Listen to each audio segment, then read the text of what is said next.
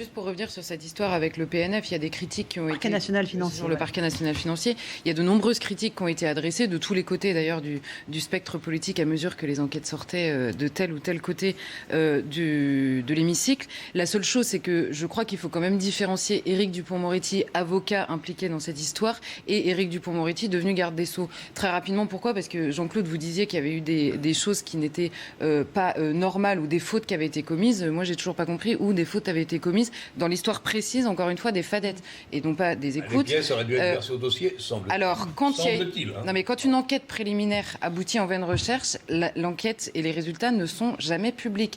Donc, puisqu'il y avait une taupe qui était recherchée et qu'il se trouve que des avocats étaient suspectés d'être parmi ces taupes, s'il n'y a pas de résultat dans cette enquête, elle n'est pas publiée, elle n'est pas rendue publique. Donc, moi, franchement, je veux bien être convaincue qu'il y avait un vrai problème.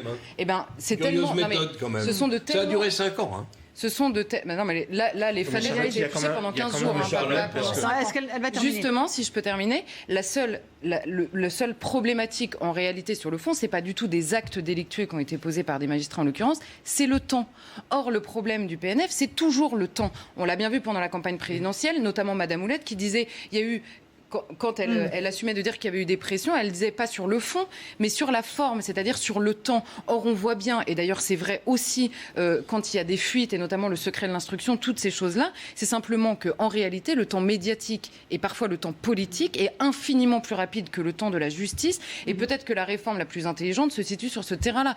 Personne ne comprendrait encore une fois que Éric Dupond-Moretti, qui quand même nous a fait un sketch pas possible, en portant plainte, puis en retirant sa plainte au moment où il devient... Non mais faut quand même se souvenir qu'au moment où il déposait plainte, il nous expliquait que ce pays était similaire à la Corée ou au Venezuela. Il en devient le garde des Sceaux une semaine après. A priori, il s'est un petit peu calmé quand même. Donc je pense qu'il faut quand même séparer le Éric Dupond-Moretti, avocat qui fait son sketch une semaine avant.